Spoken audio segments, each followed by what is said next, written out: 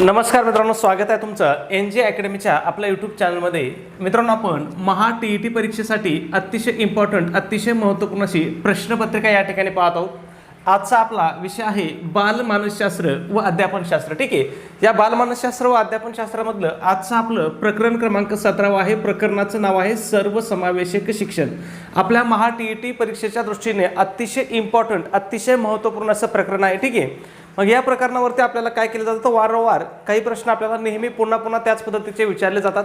मग आज आपण ते सगळे प्रश्न या ठिकाणी पाहणार आहोत. ठीक आहे, आता या प्रकरणाबद्दल तुम्हाला एक माहिती लक्षात घ्यायची की हे प्रकरण कसं आहे, खूप सोपं प्रकरण आहे. याच्यामध्ये कुठल्या संकल्पना तुम्हाला पाठ करायची गरज नाही, फक्त काय करायचं आहे, संकल्पना समजून घ्या. मग बघा, समावेशक शिक्षणामध्ये शिक्षकाची भूमिका प्रामुख्याने कोणती असते. आता इथं काय सांगितलं आपल्याला की सर्वसमावेशक जे शिक्षण आहे त्याच्यामध्ये शिक्षकाची भूमिका कोणती असते. मग आता ज्यावेळेस तुम्हाला असे प्रश्न विचारले जाईल त्यावेळेस तुम्हाला काय करायचं आहे, चारही पर्याय वाचायचे आहेत आणि चारहीपैकी जे योग्य उत्तर असेल, म्हणजे सर्वात जास्त योग्य असेल ते आपल्याला उत्तर लिहायचे. बऱ्याच वेळेस अशा प्रश्नामध्ये काय होतं, आपल्याला दोन पर्याय काय वाटतात, उत्तर असू शकतं असं वाटतं. मग त्या दोन्हीपैकी आपल्याला कोणतं निवडायचं असतं, तर जे सर्वात योग्य आहे ते निवडायचं असतं. मग इथं बघूया आपण, केवळ अभ्यासक्रम पूर्ण करणे, प्रत्येक मुलाच्या गरजेनुसार अध्यापनात बदल करणे, फक्त हुशार मुलाकडे लक्ष देणे आणि विद्यार्थ्यांना शिक्षा देणे. मग या ठिकाणी कोणती भूमिका असली पाहिजे शिक्षकाची प्रामुख्याने, तर प्रत्येक मुलाच्या गरजेनुसार काय अध्यापनामध्ये बदल करणे, म्हणजे अध्यापन पद्धतीमध्ये काय लवचिकता ठेवणे, हे कोणाचं काम आहे, तर शिक्षकाचं काम आहे. ठीक आहे, मग या ठिकाणी बघा, समावेशक शिक्षणामध्ये शिक्षक हा कसा असतो, तर हा मार्गदर्शक असतो. शिक्षक कसा असतो, मार्गदर्शक असतो, जो दिव्यांग आणि सामान्य अशा दोन्ही विद्यार्थ्यांच्या गरजा ओळखून काय करतो, लवचिक अध्यापन पद्धती वापरतो. ठीक आहे, प्रश्न आपल्याला विचारला जातो की सर्वसमावेशक शिक्षणामध्ये अध्यापन पद्धती कशी वापरावी, लवचिक, ताठर किंवा शिक्षक केंद्रित, विद्यार्थी केंद्रित असे पर्याय आपल्याला दिले जातात. मग या ठिकाणी कोणती अध्यापन पद्धती आपल्याला वापरायची असते, तर लवचिक प्रकारची, म्हणजे त्याच्यामध्ये काय आहे, प्रत्येक विद्यार्थ्याच्या गरजेनुसार शिक्षकाला काय करायचा असतो, बदल करायचा असतो. ठीक आहे, पुढे जाऊया. पुढचा प्रश्न आहे 2 नंबर. काय विचारलं बघा, विशेष शिक्षण यात आणि समावेशक शिक्षण यात मुख्य फरक आहे. आता काय सांगितलंय, जे स्पेशल एज्युकेशन आहे, या स्पेशल एज्युकेशन आणि समावेशक जे शिक्षण आहे या दोन्हीमध्ये मुख्य फरक काय आहे असं आपल्याला विचारलं होतं. मग ऑप्शन बघूया, दोन्ही सारखेच आहे. विशेष शिक्षण केवळ वेगळ्या शाळेत असते, तर समावेशक शिक्षण सामान्य शाळेत असते.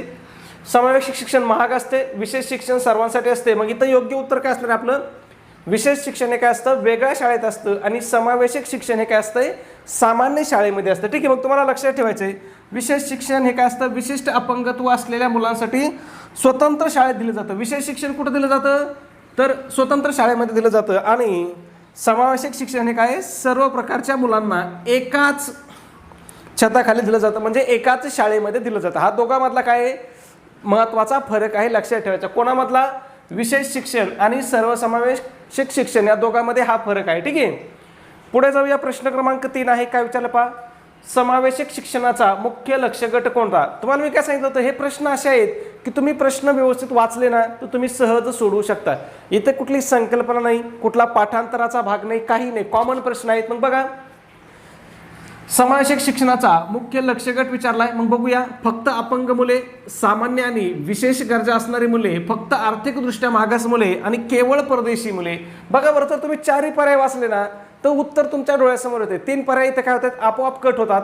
मग समावेशक शिक्षणामध्ये कोणाचा समावेश होतो, तर सामान्य आणि विशेष गरजा असणारी सर्व मुलांचा काय त्याच्यामध्ये समावेश होतो. ठीक आहे, पुढे जाऊया. प्रश्न क्रमांक 4, युनेस्कोच्या मते समावेशक शिक्षणाची व्याख्या कशावर भर देते. कोणाच्या मते, युनेस्कोच्या मते. मग कशावरती भर देते, तर सर्वांना समान दर्जाचे शिक्षण आणि सर्वांचा सहभाग याच्यावरती काय करते, युनेस्कोची व्याख्या भर देते. ठीक आहे, मग बघा, केवळ प्रवेश देणे पुरेसे नसून प्रत्येक मुलाला शिक्षणाच्या मुख्य प्रवाहात सक्रिय सहभाग मिळवणे काय आवश्यक आहे, असं कोणाचं म्हणणं आहे, तर युनेस्कोचं म्हणणं आहे. ठीक आहे, सोपे प्रश्न आहेत हे खूप, म्हणजे हे प्रकरणच असं सोपं आहे की याच्या नावामध्ये सर्व काय काय आहे, सर्वसमावेशक शिक्षण म्हणजे काय, सर्व घटकांना एकत्र किंवा एकाच छताखाली एकाच शाळेमध्ये दिलेलं शिक्षण म्हणजे काय, सर्वसमावेशक शिक्षण होय. ठीक आहे, पुढे बघूया.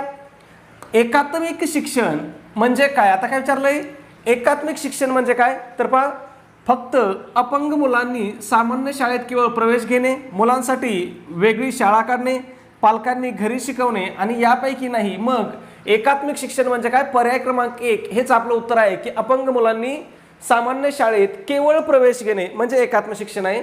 ठीक आहे. मग बघा, एकात्म शिक्षणामध्ये सोयी सुविधा काय फारशा बदलल्या जात नाहीत, फक्त प्रवेश दिला जातो. कोणाला? तर अपंग किंवा विशेष गरजा असणाऱ्या मुलांना. ठीक आहे. जे काय समावेशक शिक्षणापेक्षा वेगळं आहे. समावेशक शिक्षणामध्ये काय केलं जातं? त्यांच्या याच्यानुसार काय पद्धतीमध्ये बदल केला जातो, त्यांना विशेष गरजा किंवा भौतिक सुविधा दिल्या जातात. समजा आता शाळेला रॅम्प, जवळपास आपल्या कंपल्सरी शाळेला काय रॅम्प करण्यात आलेले आहे. ठीक आहे. मग ही रॅम्प कशासाठी केले? तर ते सुद्धा काय एक समावेशी शिक्षणाचा भाग आहे. पण एकात्मिक शिक्षणामध्ये काय केलं जातं? फक्त मुलांना प्रवेश दिला जातो, बाकी त्याच्यासाठी दुसऱ्या काही पद्धतीत बदल केला जात नाही किंवा दुसऱ्या सुविधा दिल्या जात नाही. ठीक आहे. पुढच्या प्रश्नाकडे जाऊ. 6 नंबर, समावेशक शिक्षणाचे प्रमुख वैशिष्ट्य कोणते? आता काय विचारलं आपल्याला की हे जे समावेशक शिक्षण आहे याचं प्रमुख वैशिष्ट्य कोणतं आहे विचारलं. मग बघा, आता बघा तुम्हाला मी काय सांगितलंय, तुम्हाला याच्यामध्ये प्रश्न पाठ करण्याची गरज नाही, फक्त तुम्ही पर्याय व्यवस्थित वाचा, उत्तर मिळून जाईल. बघा काय सांगितलंय, अडथळा मुक्त वातावरण. पुढे लगेच काय सांगितलंय, महागडी फी. येईल का उत्तर? नाही येणार. पुढे काय सांगितलंय, कठोर शिस्त. पुढे काय सांगितलंय, प्रवेश परीक्षा. आपण शाळेमध्ये प्रवेश देण्यासाठी प्रवेश परीक्षा घेतो का? सरकारी शाळेमध्ये नाही घेत. कठोर शिस्त तर आणि महागडी फी दोन्ही नसतं. मग इथं काय योग्य उत्तर येईल आपलं? अडथळा मुक्त वातावरण हे आपलं काय योग्य वैशिष्ट्य आहे किंवा प्रमुख वैशिष्ट्य आहे. कशाचं? समावेशक शिक्षणाचं. मग बघा, शाळेची इमारत, बसण्याची व्यवस्था आणि शिकवण्याची साधने ही काय मुलांच्या शारीरिक स्थितीला पूरक असावीत. ठीक आहे. त्यालाच आपण काय म्हणतो? अडथळा मुक्त वातावरण म्हणतो. ठीक आहे. पुढचा प्रश्न पाहण्याअगोदर मित्रांनो एक छोटीशी पण अतिशय महत्त्वाची अशी सूचना, आपण महा TET परीक्षेसाठी अतिशय इम्पॉर्टंट, अतिशय महत्त्वपूर्ण अशी टेस्ट सिरीज या ठिकाणी आपण सुरू केलेली आहे. आपल्या टेस्ट सिरीजचं वैशिष्ट्य आहे की ही तुमच्या महा TETच्या संपूर्ण अभ्यासक्रमावर आधारित असणार आहे. मग यामध्ये तुम्हाला काय भेटेल? तर 10 टेस्ट पेपर भेटतील. त्याचबरोबर तुम्हाला आतापर्यंत झालेल्या TETच्या सर्व प्रश्नपत्रिका भेटतील. आणि या सर्व प्रश्नपत्रिका कशा भेटतील? तर या सर्व प्रश्नपत्रिका उत्तरासहित भेटतील. म्हणजेच या प्रश्नपत्रिकेची उत्तर सूची सुद्धा तुम्हाला काय केली जाईल? त्या ठिकाणी पाठवून दिली जाईल. ठीक आहे. त्याचबरोबर याच्यासोबत तुम्हाला काय IMP नोट्स सुद्धा दिल्या जातील. मग त्यामध्ये कोणत्या नोट्स असतील? बघा, मराठी असेल, हिंदी असेल, ज्यांना इंग्रजी हवी त्यांच्यासाठी इंग्रजी असेल, मानसशास्त्र असेल, इतिहास असेल, भूगोल असेल, गणित बुद्धिमत्ता असेल, या सगळ्या विषयाच्या IMP नोट्स दिल्या जातील. त्याचबरोबर तुम्हाला माहिती आहे TET परीक्षेमध्ये इयत्ता 4थी ते 8वी पर्यंतचे जे काही शालेय पुस्तक आहेत त्याच्यामधील आपल्याला बरेचसे प्रश्न काय जशाच्या तसे विचारले जातात. मग आपण त्या पुस्तकाच्या सुद्धा अतिशय IMP तुम्हाला नोट्स देतोय. मग त्यामध्ये इतिहास असेल, भूगोल असेल, राज्यशास्त्र असेल, विज्ञान असेल, ह्या सगळ्या विषयांचा काय असेल त्याच्यामध्ये समावेश असेल. ठीक आहे. मग तुम्ही जर फक्त परीक्षेमध्ये एवढ्याच मटेरियलचा अभ्यास केला तर तुम्हाला किती मार्क पडतील? तर तुम्हाला 100 पेक्षा जास्त मार्क त्या ठिकाणी काय अगदी सहज पडतील. ठीक आहे. मग याची किंमत किती मित्रांनो? तर फक्त 200 रुपये किंमत आहे. किती किंमत आहे? 200 रुपये. पण त्याच्यामध्ये सुद्धा आपली ऑफर चालू आहे. मग जर तुम्ही आज आपली टेस्ट सिरीज घेतली तर ही तुम्हाला फक्त आणि फक्त किती रुपयाला पडणार आहे? 139 रुपयाला तुम्हाला ही टेस्ट सिरीज पडणार आहे. मग हे 139 रुपये तुम्हाला कुठं पाठवायचे आहेत? तर त्याच्यासाठी तुम्हाला व्हॉट्सअपला मेसेज करायचा आहे. नंबर आहे आपला व्हॉट्सअप 96 89 14 16 30. या नंबरवरती मेसेज करायचा आहे की सर आम्हाला स्कॅनर पाठवा किंवा QR कोड पाठवा. आणि मग तुम्हाला त्या ठिकाणी स्कॅनर पाठवलं जाईल. त्याच्यावरती तुम्हाला काय करायचं आहे? 139 रुपये पे करायचे. आता स्कॅनरवरती का पैसे पाठवायचे? तर स्कॅनरवरती पैसे पाठवणं काय असतं? सुरक्षित असतं, सोपं असतं. ठीक आहे. त्याचबरोबर ज्यांना कोणाला स्कॅनरवरती पैसे पाठवण्यास अडचण येत आहे त्यांनी डायरेक्ट या नंबरवरती 96 89 14 16 30 या नंबरवरती फोनपे किंवा गुगल पे केलं तरी चालेल. फक्त तुम्हाला काय करायचं आहे? पेमेंट झाल्याच्या नंतर काय करायचं आहे? त्याचा एक स्क्रीनशॉट काढायचा आहे. काय करायचं आहे? स्क्रीनशॉट काढायचा आहे आणि तो मला व्हॉट्सअपला पाठवायचा आहे. व्हॉट्सअप नंबर कोणता आहे? हाच आपला व्हॉट्सअप नंबर आहे, हाच आपला गुगल पे नंबर आहे, फोनपे नंबर आहे. मग या नंबरवरती पैसे पाठवून तुम्हाला स्क्रीनशॉट सुद्धा काय करायचं आहे? याच नंबरवर टाकायचा आहे. तुमचा स्क्रीनशॉट मिळाल्याबरोबर 5 मिनिटाच्या आतमध्ये तुम्हाला काय केलं जाईल? या ठिकाणी संपूर्ण PDF फाईल तुम्हाला त्या ठिकाणी शेअर केल्या जातील किंवा पाठवल्या जातील. ठीक आहे. पुढे जाऊया. प्रश्न क्रमांक आपला किती आहे? तर प्रश्न क्रमांक 7 आहे. समावेशक शिक्षणामध्ये सहकार्यात्मक अध्ययन महत्त्वाचे आहे. ठीक आहे. म्हणजे सहकार्यात्मक अध्ययन का महत्त्वाचं आहे असं विचारलं आपल्याला. कशामध्ये? तर समावेशक शिक्षणामध्ये. तुम्हाला काय सांगितलं मी? हे प्रश्नच असे सोपे आहेत की तुम्ही सहज प्रश्न वाचला की तुम्ही उत्तर लिहू शकता. म्हणून मी तुम्हाला काय सांगतो, मानसशास्त्र हा असा विषय आहे की याच्यामधले 50% प्रश्न काय आहेत? हे सोपे प्रश्न असतात. कसे असतात?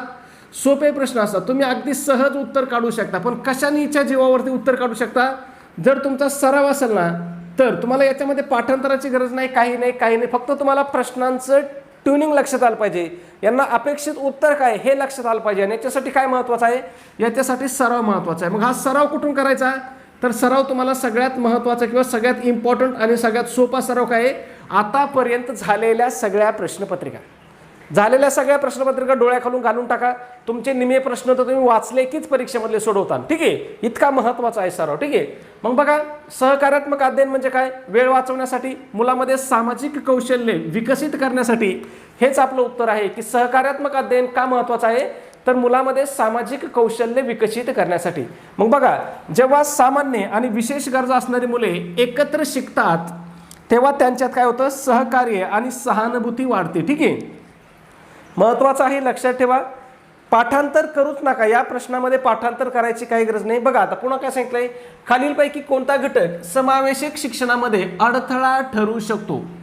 मग बघा बरं, कोणता घटक याच्यामध्ये अडथळा ठरू शकतो. बघा, लवचिक अभ्यासक्रम, प्रशिक्षित शिक्षक. आता लवचिक अभ्यासक्रम अडथळा ठरेल का बरं, नाही ठरणार. एखादा शिक्षक प्रशिक्षित आहे म्हणजे त्यांनी चांगलं ट्रेनिंग घेतलेलं आहे, तो शिक्षक अडथळा ठरेल का, नाही ठरणार.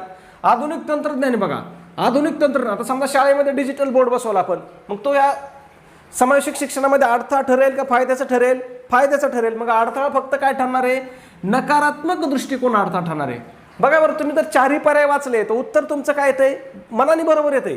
फक्त तुम्हाला चारही पर्याय व्यवस्थित वाचायचे. लक्षात आलं. अजिबात या प्रकरणाला पाठांतराची सुद्धा गरज नाही, एक शब्दही पाठ करायची गरज नाही.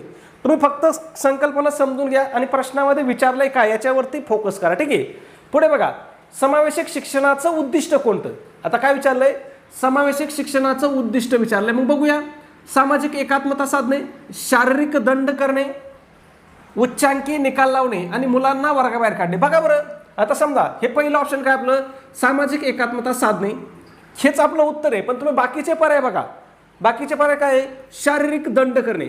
आपल्या शिक्षण व्यवस्थेमध्ये सध्या कुठलीही शारीरिक शिक्षा किंवा शारीरिक दंड करणे काय अपराध आहे, त्याच्यामुळे हा पर्याय कट झाला, बरोबर आहे. उच्चांकी निकाल लावणे, आपण फक्त विद्यार्थ्यांच्या निकालाकडेच लक्ष देतो का, की बाबा याला इतकेच मार्क पडले पाहिजे. आपलं समावेशी शिक्षण म्हणजे काय आहे, तर त्याच्या सर्व कौशल्याचा विकास झाला पाहिजे. मग उच्चांकी निकाल लावणे बाद होईल, मुलांना वर्गाबाहेर काढणे, हे तर काही लॉजिक आहे का बरं या पर्यायाचं. मग पर्याय आपलं उत्तर कोणतं विचारतंय, उत्तर खाली पर्याय कोणता शिल्लक राहतोय, आपला एकच पर्याय शिल्लक राहतोय, तो म्हणजे कोणता, सामाजिक एकात्मता साधणे. हे काय सर्व समावेशक शिक्षणाचं महत्त्वाचं उद्दिष्ट आहे. मग बघा, समाजातील सर्व स्तरातील मुलांना एकत्र आणून भेदभाव नष्ट करणे, हे याचं काय मुख्य उद्दिष्ट आहे. कशाचं, समावेशक शिक्षणाचं, ठीक आहे. पुढे जाऊया, प्रश्न क्रमांक 10, समावेशक शिक्षण प्रणालीमध्ये शाळेची भूमिका कशी असावी. आता काय विचारलंय की हे जे समावेशी शिक्षण आहे याच्यामध्ये शाळेची भूमिका कशी असावी असं विचारलंय. बघा, तुम्ही फक्त पर्याय वाचा, आपण एकदा पर्याय वाचू, बघा उत्तर किती सहज निघते. बघता, मुलांनी शाळेनुसार बदलावे, कुणी बदलायचंय, मुलांनी बदलायचं. आता लहान मुलं आहे ते शाळेनुसार बदलणार आहेत का बाबा, नाही बदलणार. पुढे बघू, पालकांनी शाळा चालवायची, पालकांनी शाळा चालवायची का, नाही चालवायची.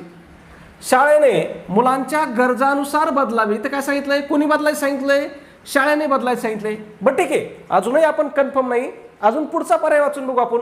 शाळा फक्त हुशार मुलांसाठीच असावी, असं आहे का कुठं, की शाळेत फक्त हुशार मुलांनाच प्रवेश द्यायचा आहे का कुठं शाळेमध्ये, आपलं नाही असं. मग आपलं खाली बघा बरं, 3 पर्याय आपले काय झाले, आपोआप या ठिकाणी कट झाले. मग आपलं उत्तर काय राहतंय, तर शाळेने मुलांच्या गरजानुसार काय केलं पाहिजे, बदललं पाहिजे, ठीक आहे. विद्यार्थ्यांनी बदलायचं नाही, पालकांनी बदलायचं नाही, कुणी बदलायचंय, शाळेने बदलायचं आहे. कशानुसार, मुलांच्या गरजानुसार बदलायचं आहे, ठीक आहे. पुढे बघा, प्रश्न क्रमांक आहे 11 नंबर, विशेष गरजा असणाऱ्या मुलांसाठी शिक्षकाने कोणती अध्यापन पद्धती वापरावी. बघा, कुणासाठी सांगितले त्यांनी, विशेष गरजा असणाऱ्या मुलांसाठी कोणती अध्यापन पद्धती वापरावी. मग बघा, व्याख्यान पद्धती, फक्त वाचन, मौन वाचन आणि उत्तर काय आहे, बहुसंवेदी पद्धती. कोणती पद्धती वापरायची आपल्याला, बहुसंवेदी पद्धती वापरायची. म्हणजेच काय, तर याच्यामध्ये बघा, आपले जे ज्ञानेंद्रिय आहेत म्हणजे दृष्टी असेल, स्पर्श असेल, श्रवण असेल, या सर्व इंद्रियाचा वापर करून काय करायचं आपल्याला, शिकवल्यास विशेष मुलांना काय होतं, लवकर समजतं, ठीक आहे. म्हणून इथं आपल्याला कोणती पद्धत वापरायची असते, तर बहुसंवेदी पद्धत वापरायची असते. नुसती व्याख्यान पद्धतीने नाही जमणार, फक्त वाचनाने नाही जमणार आणि मौन वाचनाने तर जमणारच नाही, ठीक आहे. म्हणून कोणती पद्धत वापरायची असते आपल्याला त्या ठिकाणी? बहुसंवेदी पद्धत वापरायची असते. ठीक आहे, खूप सोपं प्रकरण आहे मित्रांनो, पण परीक्षेमध्ये याच्यावरती 100% तुम्हाला प्रश्न विचारले जातात. म्हणजे आजच्या आपल्या शिक्षण व्यवस्थेचा कणा आहे, सर्वसमावेशक शिक्षण हा काय आहे? आजच्या आपल्या शिक्षण व्यवस्थेचा कणा आहे, म्हणून याच्यावरती आपल्याला जास्त प्रश्न विचारले जातात. पण प्रकरण कसं आहे? हे खूप सोपं आहे, याच्यामध्ये तुम्हाला एक शब्द सुद्धा पाठ करायची गरज लागणार नाही. ठीक आहे, मग बघा काय विचारलंय? समावेशक शिक्षणाचा फायदा कोणाला होतो? आता काय सांगितलंय की हे जे समावेशक शिक्षण आहे याचा फायदा बाबा नेमकं कोणाला होतो असं आपल्याला विचारलंय. मग बघूया कोणाला फायदा होतो. फक्त दिव्यांगांना, फक्त सामान्य मुलांना, समाजातील सर्व घटकांना आणि फक्त सरकारला. आता बघा तुम्हाला काय सांगितलं मी, कुठलाही जेव्हा उपयोजनात्मक प्रश्न विचारले जातात ना तर त्याचं उत्तर तुम्हाला निगेटिव्ह उत्तर द्यायचं नाही, नकारार्थी उत्तर द्यायचं नाही. मग इथं बघा, इथं काय केलं त्यांनी?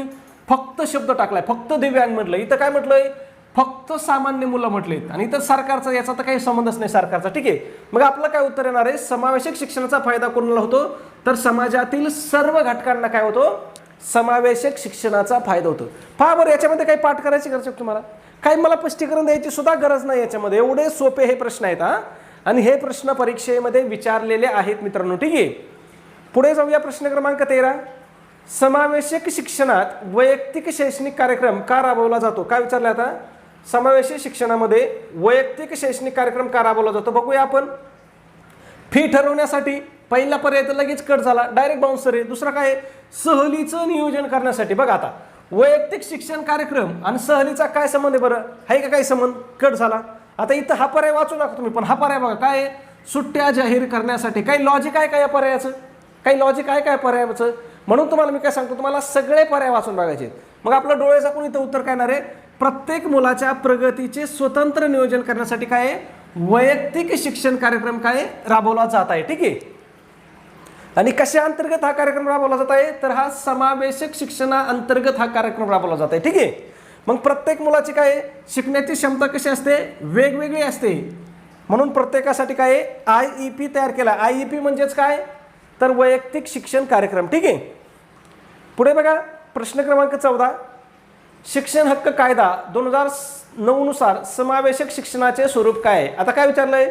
समावेशक शिक्षणाचं स्वरूप विचारलंय. बघा एकदा पर्याय वाचू आपण. बघा, मोफत आणि सक्तीचं शिक्षण. हे तर तुम्हाला सगळ्यांना माहिती आहे.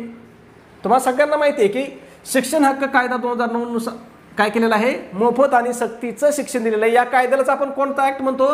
RTE ऍक्ट म्हणतो. ठीक आहे, कोणता ऍक्ट म्हणतो? RTE ऍक्ट म्हणतो. या कायद्यानुसार काय आहे? सगळ्यांना मोफत आणि सक्तीचं शिक्षण आहे, हे तुम्हाला माहिती आहे. पण जरी तुम्हाला माहित नसतं, समजा जरी तुम्हाला माहित नसतं की RTE ऍक्ट 2000 नुसार काय आहे? सर्वांना सक्तीचं आणि मोफत शिक्षण आहे, पण तरी उत्तर कसं आलं असतं बघा. केवळ खाजगी शाळांमध्ये प्रवेश. सरकारचं असं धोरण आहे का? म्हणजे इनडायरेक्टली जरी असलं तरी डायरेक्ट असं कागदोपत्री धोरण आहे का की मुलांना खाजगी शाळेतच पाठवायचं, सरकारी शाळा बंद करायच्या आहे का? नाही. मग हा पर्याय कट होईल. पुढे बघा. फक्त श्रीमंतासाठी शिक्षण. असं कुठं आहे का बाबा की गरिबाच्या लेकरांनी शिकलंच नाही पाहिजे? 8वी नंतर शिक्षण बंद करणं. म्हणजे हे जे पर्याय देणारे होते ना, हा जो पेपर सेट करणारे होते ना, ज्यांनी हे पर्याय दिले असतील, कशा दृष्टीने पर्याय दिले माहीत नाही. आपलं उत्तर काय होतंय? लगेच बाजूला पडतं एकटं उत्तर. ठीक आहे, मग बघा RTE ऍक्ट नुसार काय आहे? 6 ते 14 वयोगटातील मुलांना काय आहे? मोफत आणि सक्तीचं शिक्षण आहे. हा वयोगट लक्षात ठेवा, याच्यावरती प्रश्न विचारला जातो. किती, कोणता वयोगट आहे? 6 ते 14 वयोगट आहे. आणि याच्यामध्ये दिव्यांग किती आहेत? दिव्यांगाचा वयोगट वेगळा आहे, तोही परीक्षेत विचारला होता. दिव्यांगाचा वयोगट किती आहे? 6 ते 18 आहे. फरक लक्षात ठेवायचा. सामान्य बालकासाठी किती आहे? 6 ते 14 आहे. आणि दिव्यांगासाठी किती आहे वयोगट? 6 ते 18 आहे. या वयोगटातील मुलांना काय? मोफत आणि सक्तीचं शिक्षण आहे. कधी कधी आपल्याला सरळ सरळ प्रश्न विचारला जातो की शिक्षण हक्क कायदा कधी मंजूर झाला किंवा कधी लागू झाला? मग कधी? 2009 ला लागू झाला, हे लक्षात ठेवायचे. ठीक आहे, जी गोष्ट तुम्हाला पाठ करायची ती पाठच करायची. पुढे बघा. समावेशक शिक्षणात रॅम्पची उपलब्धता कशासाठी असते? कशाची रॅम्प? आता आपण तुम्हाला मागच्या एका प्रश्नामध्ये सांगितलं होतं मी की शाळेमध्ये आता काय प्रत्येक ZP शाळेला, प्रत्येक सरकारी शाळेला काय रॅम्प बनवणं काय अनिवार्य आहे, कंपल्सरी केलेले आहे. मग बघा बरं, हा रॅम्प काय सजावटीसाठी असतो का? नसतो. खेळण्यासाठी असतो का तो रॅम्प? किंवा पोरांना खेळण्यासाठी केलाय? बघा पाहिजे. चौथा पर्याय काय दिलाय? पाणी साठवण्यासाठी. आता पाणी साठवण्यासाठी रॅम्प कोणी केलता बरं? बघितले तुम्ही पर्याय? मग आपलं उत्तर कसं आहे? काही निघतंय? शारीरिक अपंगत्व असलेल्या मुलांच्या सुलभ हालचालीसाठी काय केलेलं आहे? शाळेमध्ये रॅम्पची उपलब्धता करून देण्यात आलेली आहे. म्हणजे तुम्हाला काय सांगतो मी, तुम्ही फक्त चारही पर्याय वाचा एकदा, तुमचं उत्तर आपोआप काय होईल, खड्यासारखं बाजूला पडेल. ठीक आहे, फक्त पर्याय वाचा व्यवस्थित. पुढे बघा 16 नंबर, समावेशक शिक्षणामध्ये अपयशाचे मुख्य कारण काय असू शकते. बघा आता काय सांगितलंय, शिक्षणामध्ये अपयशाचं मुख्य कारण कोण आहे असं विचारलंय. बघा पालकांचा सहभाग एक वेळ आपण धरू शकतो, ठीक आहे, गृहीत धरू शकतो. खेळाची मैदाने, पुस्तकांचे वाटप. आता बघा पालकांचा सहभाग असला, जर शाळेच्या वातावरणामध्ये जर पालकांचा सहभाग असला तर मुलांचं काही अधोगती व्हायचं काम आहे का, उलट काय होणार आहे, प्रगती होणार आहे. म्हणजे इथं अपयश येईल का पालकांच्या सहभागामुळे अपयश येणार नाही. खेळाचं मैदान आहे, आता बघा एखाद्या शाळेला लई मोठं खेळाचं मैदान आहे, त्यांनी चांगलं मैदान डेव्हलप केलंय, मग त्याचा शाळेला फायदा होणार आहे का नुकसान होणार आहे, फायदाच होणार आहे. म्हणजे हाही पर्याय बसत नाही. इथं काय सांगितलंय, पुस्तकाचं वाटप करणे. शाळेमध्ये समजा आपण पुस्तकाचं वाटप केलं तर त्याचं काही नुकसान होणार आहे का, नाही होणार नुकसान, त्याचाही फायदा होणार आहे. मग आपलं एकच उत्तर बाजूला पडतंय, ते म्हणजे काय, अपुरे प्रशिक्षण असलेले शिक्षक. हे काय, समावेशक शिक्षणामध्ये अपयशाचं मुख्य कारण असू शकतंय. ठीक आहे, म्हणजे आहेत असं नाही, असू शकतंय. सगळे शिक्षक नाही, एखादा काय प्रशिक्षणाची कमतरता असलेला शिक्षक. ठीक आहे, वैयक्तिक आहे हे, सगळ्यांनी मनावर घेऊ नका. ठीक आहे, मग जर शिक्षकांनी विशेष मुलांच्या मानसशास्त्राचे ज्ञान नसेल तर समावेशक शिक्षण काय यशस्वी होत नाही. ठीक आहे, म्हणून आपल्याला काय मुलांच्या मानसशास्त्राचं, त्याच्या बौद्धिक विकासाचे टप्पे माहीत पाहिजेत, त्याची वयोगटानुसार त्याची शारीरिक क्षमता, मानसिक क्षमता आणि बौद्धिक क्षमता काय त्या शिक्षकाला माहीत पाहिजेत. समजा आता इयत्ता पहिलीचा विद्यार्थी आहे आणि आपण जर त्याला डायरेक्ट 4थीचा अभ्यासक्रम शिकवला तर हे चालणार आहे का, नाही चालणार. किंवा काही विद्यार्थ्याला म्हणजे जसं आपण समजा वरच्या वर्गाला आपण डायरेक्ट व्याख्यान पद्धतीने शिकू शकतो, तसं आपण खालच्या वर्गाला व्याख्यान पद्धतीने शिकू शकतो का, नाही शिकू शकत. म्हणून या ठिकाणी शिक्षकाला काय पाहिजे, मानसशास्त्राचं ज्ञान पाहिजे. ठीक आहे, पुढे जाऊया. प्रश्न क्रमांक 17, सर्व शिक्षा अभियानचा समावेशक शिक्षणाशी काय संबंध आहे. आता काय विचारलंय, सर्व शिक्षा अभियानाचा या समावेशक शिक्षणाशी काय संबंध आहे असं विचारलंय. मग बघूया, फक्त मुलींना शिकवणं. तुम्हाला काय सांगितलं मी, फक्त ही संकल्पनाच नाही, कट फक्त शहरात शाळा काढणं आहे का सरकारचं उद्दिष्ट, यापैकी नाही. आणि शून्य नकार धोरण, मग याचं योग्य उत्तर काय आहे, तर शून्य नकार धोरण हे योग्य उत्तर आहे. कोणत्याही मुलाला, शून्य नकार धोरण म्हणजे काय, कोणत्याही मुलाला त्याच्या अपंगत्वामुळे प्रवेश नाकारता येणार नाही. हे काय आहे, सर्व शिक्षा अभियानाचं काय उद्दिष्ट आहे. आपल्याला काय करायचं आहे, प्रत्येक मुलाला काय करायचं आहे, शाळेमध्ये कंपल्सरी प्रवेश द्यायचा आहे. ठीक आहे, पुढे जाऊया. 18 नंबर, समावेशक शिक्षणाचे तोटे किंवा मर्यादा काय आहेत. आता काय विचारलंय, हे जे आपलं सर्व समावेशक शिक्षण आहे याचे तोटे किंवा मर्यादा काय विचारलंय. मग बघूया, मुलामध्ये प्रेम वाढते. आता मुलामध्ये प्रेम वाढतं, हा फायदा आहे का तोटा आहे, बरं काय, हा फायदा आहे का तोटा आहे, हा फायदा आहे. आपल्याला काय विचारलंय, तोटे विचारलंय. मोठ्या वर्गाच्या आकारामुळे वैयक्तिक लक्ष देणे कठीण जाते. ठीक आहे, पुढे बघू, मुले हुशार होतात. आता मुले हुशार होणं हे आपला फायदा होणार आहे का तोटा होणार आहे, फायदाच आहे ना, तोटा आहे का नाही. आणि शाळा सुटते, काय शाळा सुटते. आता हे याचा तोटा असू शकत नाही, शाळा सुटते म्हणजे समावेशक शिक्षणामुळे विद्यार्थ्याची शाळा बंद होते का, नाही होत, मग हा तोटा असू शकत नाही. मग आपलं उत्तर काय असणार आहे, मोठ्या वर्गाच्या आकारामुळे काय वैयक्तिक लक्ष देणं काय होतंय, कठीण जाऊ शकतं. हे काय आहे, याचे तोटे आहे किंवा याचा एक मर्यादा आहे, कशाचा, समावेशक शिक्षणाचा. ठीक आहे, मग बघा, विद्यार्थ्यांची संख्या जास्त असल्यास काय, शिक्षक विशेष गरज असणाऱ्या मुलाकडे पुरेसे लक्ष देऊ शकत नाही. हा याचा काय एक तोटा आहे किंवा मर्यादा आहे. ठीक आहे, पुढचा प्रश्न पाहू. 19 नंबर, समावेशक वर्गात पियर ट्युटरिंग म्हणजे काय. काय सांगितलंय, पियर ट्युटरिंग म्हणजे काय असं विचारलंय. मग मोठ्यांनी लहानांना शिकवणे, एका विद्यार्थ्याने दुसऱ्या विद्यार्थ्याला मदत करणे, शिक्षकांनी फक्त ट्युशन घेणे, पालकांनी मुलांना शिकवणे, हे सुद्धा काय कट होईल. ठीक आहे, मग इथं आपलं उत्तर काय असणार, एक तर मोठ्यांनी लहानांना शिकवणे किंवा एका विद्यार्थ्याने दुसऱ्या विद्यार्थ्यांना मदत करणे. मग याच्यापैकी दुसरं चांगली गोष्ट कोणती आहे, चांगलं योग्य उत्तर कोणतं आहे की एका विद्यार्थ्याने दुसऱ्या विद्यार्थ्याला मदत करणे. हे काय आपलं पियर ट्युटरिंगचा काय तो अर्थ होतो. ठीक आहे, पुढे जाऊया. त्याच्या अगोदर एक छोटीशी पण अतिशय महत्त्वाची सूचना मित्रांनो, आपण महा TET 2026 साठी अतिशय इम्पॉर्टंट, अतिशय महत्त्वपूर्ण असा रेकॉर्डेड कोर्स या ठिकाणी आपण सुरू केलेला आहे. मग आपल्या कोर्सचं वैशिष्ट्य किंवा याच्यामध्ये तुमचे कोणते विषय शिकवले जातील, तर याच्यामध्ये बाल मानसशास्त्र व अध्यापनशास्त्र आणि मराठी व्याकरण हे महा TET साठीचे सर्वात महत्त्वाचे जे 2 विषय आहेत ते 2 विषय तुम्हाला या ठिकाणी काय केले जातील, शिकवले जातील. ठीक आहे. आता आपल्या बॅचचं किंवा आपल्या रेकॉर्डेड कोर्सचं स्वरूप कसं असणार आहे, तर या ठिकाणी तुम्हाला या दोन्ही विषयाचे प्रत्येक प्रकरणानुसार काय असतील, लेक्चर असतील. म्हणजे या ठिकाणी तुमच्या बेसिक संकल्पना काय क्लिअर केल्या जातील. ठीक आहे. त्याच्यानंतर प्रत्येक प्रकरणानुसार काय असणार तुम्हाला त्या ठिकाणी स्पेशल नोट्स असणार आहे आणि त्याच्यानंतर प्रत्येक प्रकरणानुसार काय असणार तुम्हाला त्या ठिकाणी ऑनलाईन टेस्ट सुद्धा असणार आहे. ठीक आहे. कशामध्ये, आपल्या ॲप्लिकेशनमध्ये तुम्हाला ऑनलाईन टेस्ट असणार आहे. मग बॅचचं स्वरूप काय बघा, प्रकरणानुसार लेक्चर असेल, प्रकरणानुसार स्पेशल नोट्स असतील आणि प्रकरणानुसार काय असणार आहे, ऑनलाईन टेस्ट सुद्धा असणार आहे. म्हणजे तुमचा अभ्यास किती झाला आहे हे सुद्धा तुम्हाला तपासून पाहता येणार आहे. ठीक आहे. मग हे 2 विषय परीक्षेला किती मार्काला आहेत, 60 मार्काला आहेत. मग 60 पैकी तुम्हाला 50 पेक्षा जास्त मार्काची काय करतोय आपण, गॅरंटी देतोय किंवा हमी देतोय की तुम्हाला कमीत कमी किती मार्क येणार, 60 पैकी 50 मार्क तर 100% येणार म्हणजे येणार, एवढे आपण काय करतोय तुम्हाला गॅरंटी देत आहोत. ठीक आहे. मग हा कोर्स आपला कोणासाठी उपयुक्त आहे, तर ज्यांना पेपर 1 द्यायचा आहे त्यांच्यासाठी पण उपयुक्त आहे आणि ज्यांना पेपर 2 द्यायचा आहे त्यांच्यासाठी सुद्धा काय हा आपला कोर्स अतिशय उपयुक्त आहे. कारण दोन्ही पेपरला काय आहे, बालमानसशास्त्र व अध्यापनशास्त्र आणि मराठी व्याकरण याचा सिलेबस काय दोन्ही पेपरला सारखाच आहे. म्हणून दोन्ही पेपरसाठी हा आपला कोर्स काय अतिशय महत्त्वाचा आहे. ठीक आहे. आता कोर्सची फी किती आहे आपल्या, तर फक्त 1000 रुपये फी आहे. पण त्याच्यामध्ये सुद्धा विद्यार्थ्यासाठी स्पेशल ऑफर आहे. मग जर तुम्ही आज आपला कोर्स जॉईन केला तर तो तुम्हाला किती रुपयाला भेटणार आहे, फक्त आणि फक्त 499 रुपयाला भेटणार आहे. मग आपला हा कोर्स कुठं असणार आहे, तर याच्यासाठी आपलं ॲप्लिकेशन आहे, त्याचं नाव आहे NG क्लासेस नावाने आपलं काय आहे ॲप्लिकेशन आहे. त्या ॲप्लिकेशनमध्ये तुम्हाला काय असणार आहे, हा कोर्स असणार आहे. मग याची फी किती आहे, कोर्सची 499 आहे. जर तुम्ही ॲप्लिकेशनमध्ये पेमेंट केलं तर 499 अधिक GST 23 बरोबर किती तुम्हाला त्या ठिकाणी 522 किंवा 523 रुपये तुम्हाला पेमेंट करावं लागतं. 522.69 पैसे म्हणजे राऊंड फिगर 523 रुपये धरा. ठीक आहे. आणि जर तुम्ही आपला हा व्हॉट्सॲप नंबर आहे, या नंबरवरती फोनपे किंवा गुगल पे केलं, तुम्हाला समजा ॲप्लिकेशनमध्ये काही लोकांना काय होतं आहे, ॲप्लिकेशनमध्ये पेमेंट करण्यास अडचण येत आहे, तर तुम्ही आपल्या या नंबरवरती 499 रुपये काय करू शकता, पे करू शकता, म्हणजे पाठवू शकता. आणि पाठवल्यानंतर मला व्हॉट्सॲपला त्याचा स्क्रीनशॉट जर टाकला तर मी तुम्हाला त्या ठिकाणी काय करू शकतो, जॉईन करू शकतो. ठीक आहे.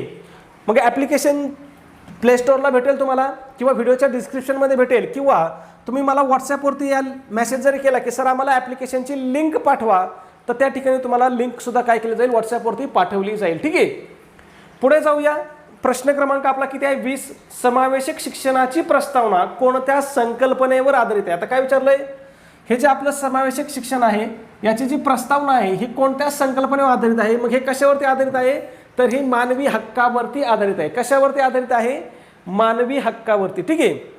पुढचा प्रश्न 21 नंबर, दिव्यांग मुलासाठी समावेशक शिक्षणात कोणत्या साधनांचा वापर वाढवावा.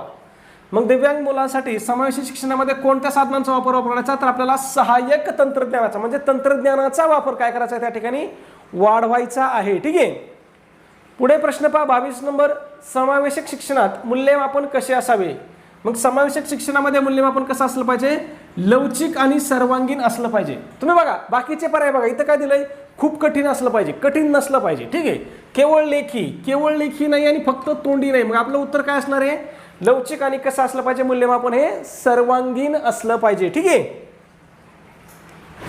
पुढचा प्रश्न आहे आपला 23 नंबर, कोणत्या मुलांचा समावेश विशेष गरज असणारी मुले या गटामध्ये होतो. ऑप्शन काय दिलेत पहा, मतिमंद, प्रज्ञावान, अंध आणि वरील सर्व. मग इथं योग्य उत्तर काय असणार आहे आपलं, वरील सर्व हे आपलं योग्य उत्तर आहे. मग लक्षात ठेवा, तुम्हाला विशेष गरज असणाऱ्या मुलामध्ये कोणाचा समावेश होते पहा, मतिमंद होतं हे तुम्हाला माहिती आहे. पण तुम्हाला इथं लक्षात काय ठेवायचं आहे की जे प्रज्ञावान बालक आहेत, जे बुद्धिमान बालक आहेत यांचा सुद्धा काय विशेष गरज असणाऱ्या गटामध्ये काय त्यांचा समावेश केला जातो, हे लक्षात ठेवा. कारण तुम्ही इथं उत्तर लिहिलं असतं 100% मतिमंद, पण विशेष गरज असणाऱ्यामध्ये काय त्यांचा पण समावेश होतो.